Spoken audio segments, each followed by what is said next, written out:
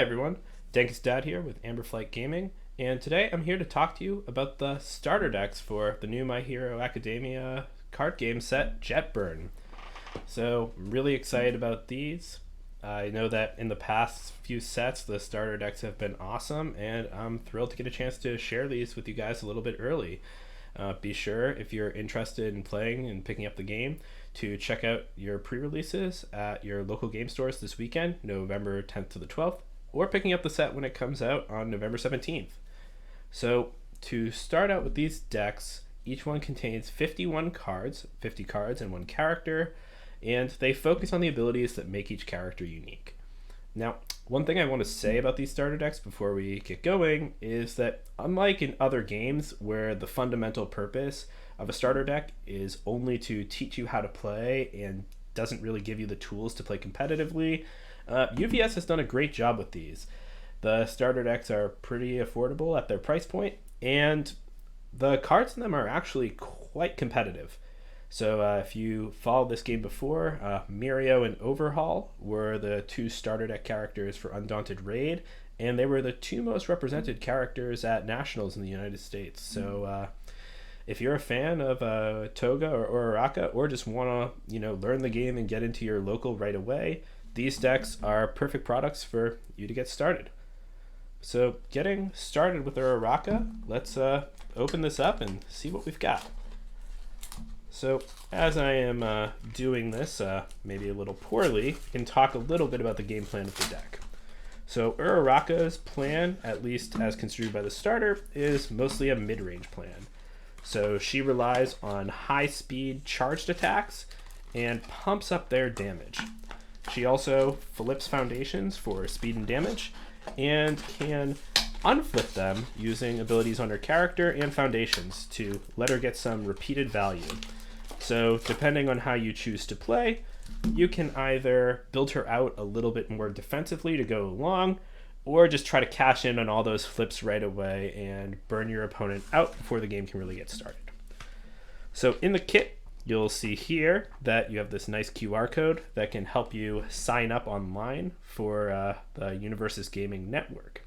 So if you do sign up, be sure to mention Amberflight Gaming or another content creator of your choice in the content creator spot. You'll get 50 loyalty points toward a promo card, and it helps us out a bit. So go right ahead. We also have this nice playmat here. So you can see we have Uraraka and Toga on both sides. Looks pretty great. You have a health tracker, your spots for your deck, character, discard, momentum behind, and some nice reminders about progressive difficulty. So yeah, it's a good looking mat, and it will help you, kind of remember the rules as you start your journey if you want to try it out. So now we can just get right into the deck.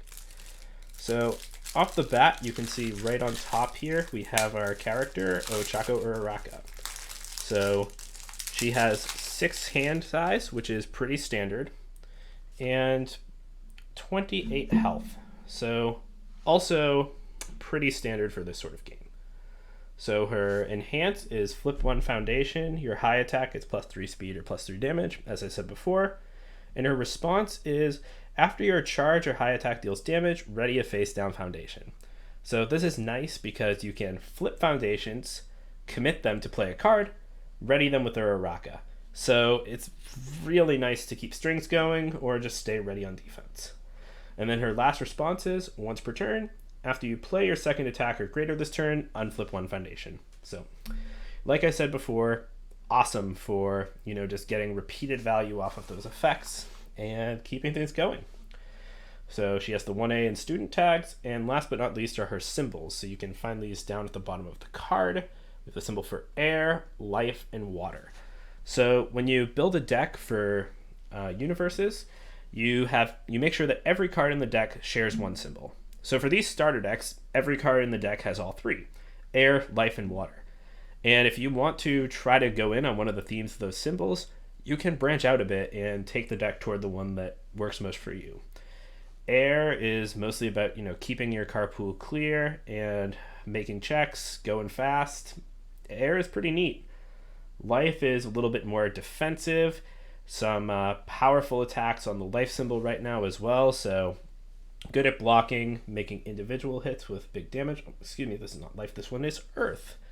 So earth is good for here, just playing out foundations, going wide, a little bit of healing, and, like life, big damage. So earth is quite good. And then last we have water. So water is a bit more of a complex symbol. You can take that one toward readying your foundations, committing your opponents, and using disruption. So there's a keyword called seal that can take away cards' effects, and that's one of the sub-themes of water that's getting more attention this set. So if you like, making your opponent sweat a little bit, maybe you want to go that way. So you take a look here, you can see we have a couple foils, some gorgeous art on all of these. We have our suite of attacks. Last up, we have some foundations. And, this is a lot of info, a lot of cards. And if you're new to the game, you might want a pointer or two about how to go with the deck. So I'm going to highlight a couple of the most important cards. So the first card here is Zero Gravity. 5 difficulty attack, 5 mid, 6 damage, so pretty good stats offensively. 2 block modifier for high, and it has enhance your next charge attack is +3 damage, and enhance discard 1 momentum, ready to face down foundations. So this card is really one of the best you can have to get your turn started. Readying foundations is awesome. So, you can pump up your next attack for +3 damage there, get it going. Maybe if you just want to do a 2 attack string, can get you some extra damage. It has good stats on the front of it. You can flip a foundation with Uraraka to give it +3 speed, and 8 speed's a lot. That's tough to block. So it can be good just for starting there. But if you use that discard momentum effect to ready face down foundations, then you can keep a long string going. If this is your 3rd attack, maybe you've probably had to commit 1 or 2 foundations to make your previous 2. This can ready those up right away and maybe let you get that 4th attack in with +3 damage to go for the win. So yeah, it's really cool. It lets you really sort of see how much of a bully you can be with Uraraka's flip effect. Giving this attack and the subsequent one damage is just amazing. So the next card that I want to talk about is Weightless, which is one of the foundations. So not foil, not shiny. You might be misled to think this isn't common, but this is really the strategy that the starter deck as package revolves around. So Weightless says enhance, flip, ready 1 face down foundation. And that's the text we want to focus on.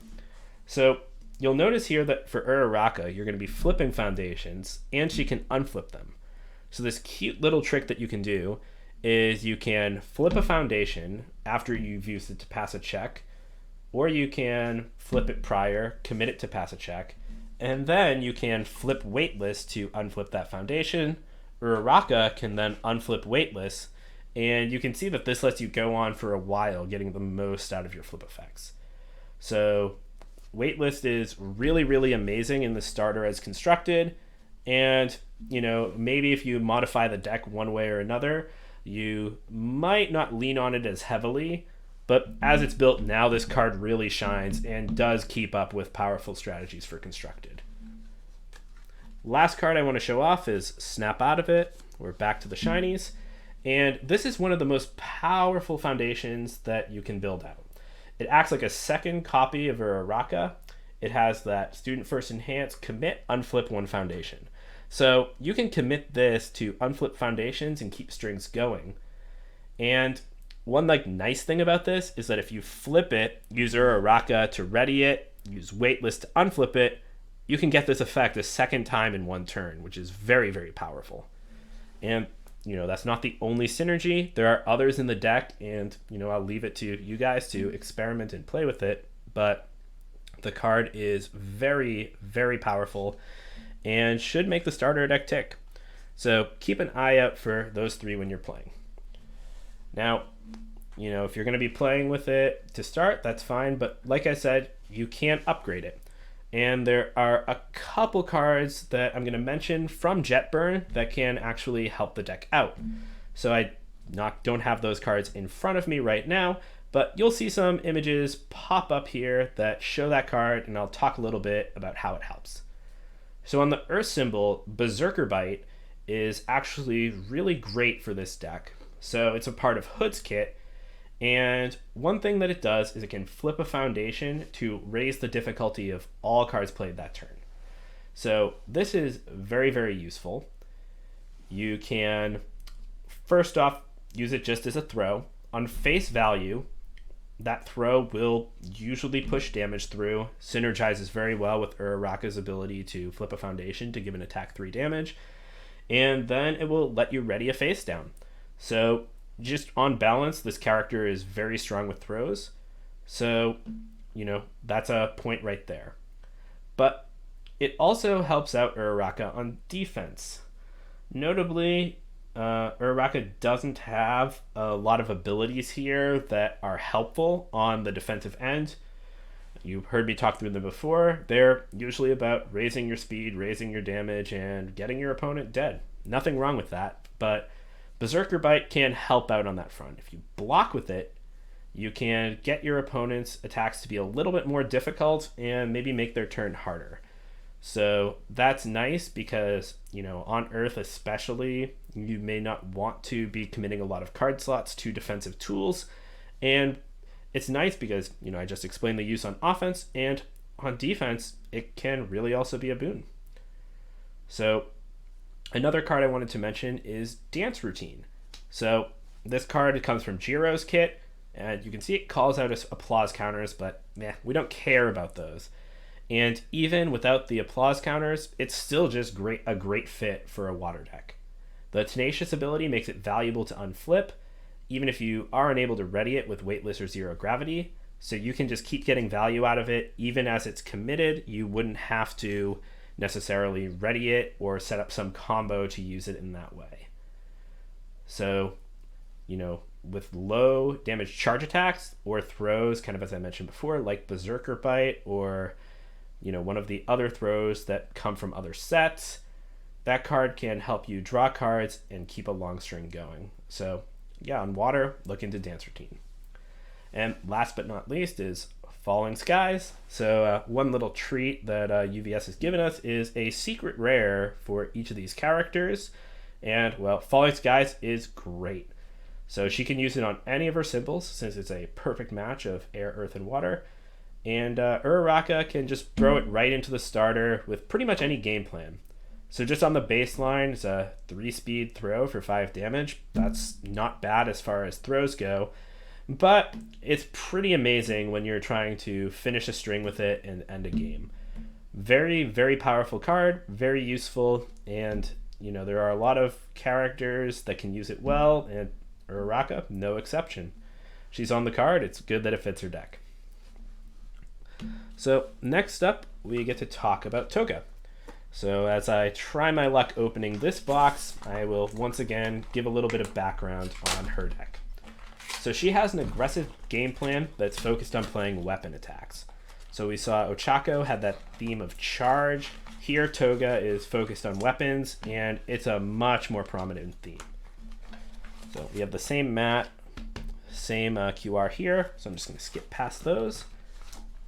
So with her effects, Toga is really good at either going in on one single attack to start a string or trying to go wide with multiples.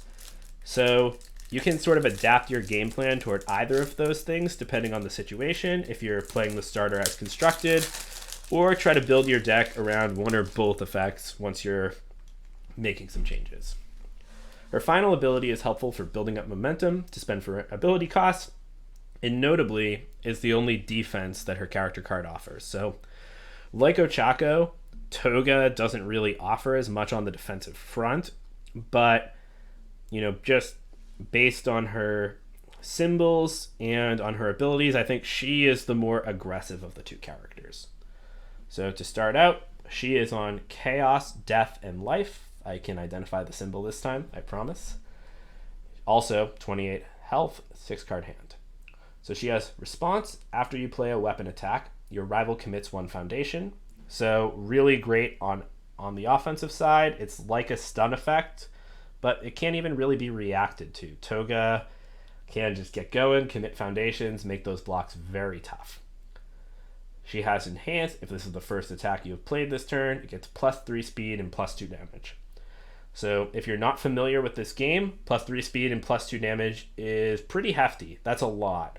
So on top of committing 1 foundation for your rival, if this is a weapon, it's getting +3, +2. It's surely going to connect.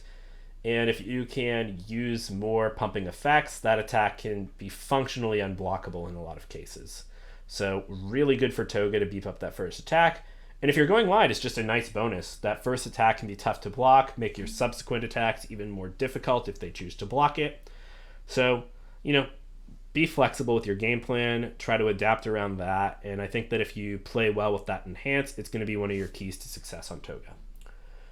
Last, she has this third response. Once per turn, after your attack deals damage, you may add 1 card from your discard pile from your momentum. So that's pretty nice. Getting extra momentum is usually good. There are the keywords powerful and EX that can use it, as well as some other foundations and attacks that can take advantage to spend it paying for other costs. And I'll talk a little bit more about that when we go into the later sections for this character.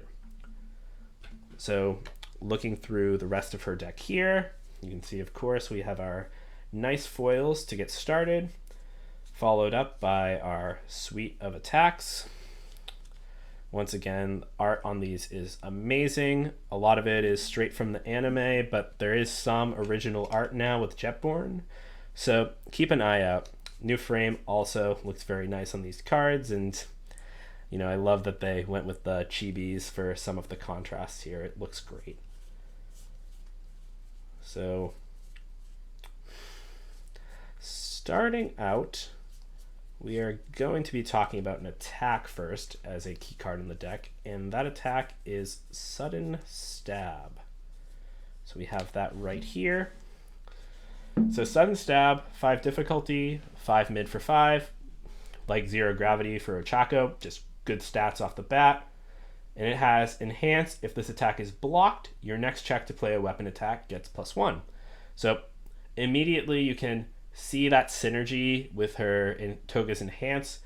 It's going to be coming in at, if you play it first, as an 8 mid for 7, very beefy. And if it gets blocked, your next check is +1. So it lets you go out for a wide string if they block it. And if they can't, you can just kind of build out, maybe take it easy, and be happy that you got this huge haymaker in to start your turn. Her next Enhance is, this is the first attack you've played this turn, draw a card. Even better, you can keep stringing out, have an extra card for defense if you want. And, for Constructed, this card isn't necessarily the most powerful tool in the deck, but if you're playing just the starter as Constructed, kind of like Weightless, this card is incredible and is one that you are most happy to see. So next up, we have Abandoning All Inhibitions. So this card, 3 difficulty foundation, unique, so you can only have 1 out at a time. And it has a Villain Enhance. Commit. If this is the first attack you have played this turn, it does not count toward your progressive difficulty for the rest of the turn. So if you don't play the game or aren't familiar, what that effect basically says is that all of your checks have +1 for the remainder of your turn. Functionally very similar to that. So this is the go wide card, and it's very powerful for that. So you want to ignore progressive difficulty, you want to play a lot of attacks, Abandoning All Inhibitions is your choice. And the next card we're going to talk about combos particularly well with it, and that is Twirling Needle. So let me just dig that out here. So Twirling Needle, 4 difficulty attack, 3 high for 4 damage. So a little bit less off the bat, but what else does it say? It says this attack is always considered the first attack you've played this turn. So that's super powerful. Lets you use Toga's Enhance a second time. So in her deck, this is functionally a 6-speed high for 6, which is a lot closer to where we want to be with our attacks.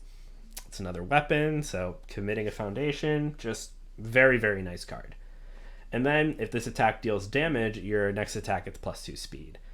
So what you can do with this attack is like very cute, is that you can get far in your string, then suddenly you can use something like abandoning all inhibitions maybe to play this without progressive difficulty, or just commit out foundations for it. And suddenly your opponent's in a tough spot because they have this 6 speed attack. They might not have enough foundations left to block since you're committing them with Toga. And if you sneak it through, your next attack gets +2 speed, and it's also going to be very hard to block.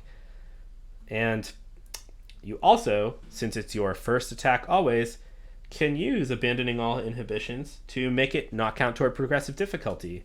So maybe if you can find a way to ready that foundation, you can have 2 of your attacks ignore progressive difficulty, and then you're really stringing out. And if you have card draw, your opponent's dead.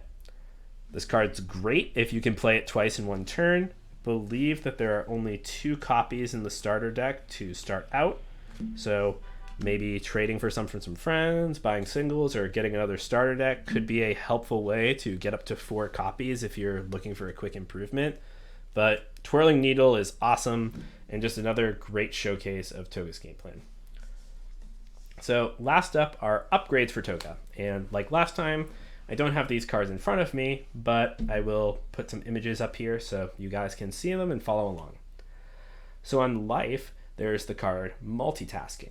So this is going to let you ready an opponent's foundation, but in return, your attack gets +1 speed and +1 damage.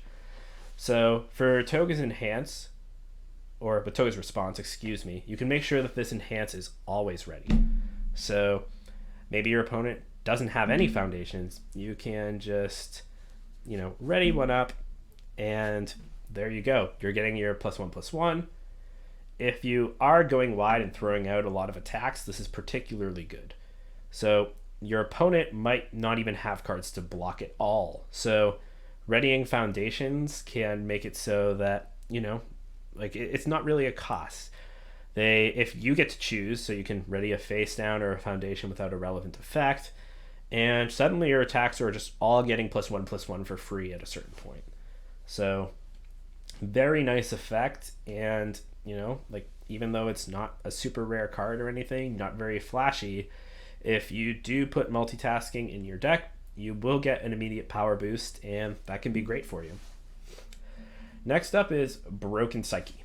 So this card doesn't come from Jetburn. It actually comes from Undaunted Raid, but part of the reason I want to talk about it is just because Toga isn't necessarily the best defensive character, and like I said before, her symbols, Chaos Death, don't really offer great defense, and while life does, there are some people here who want to play Chaos Toga.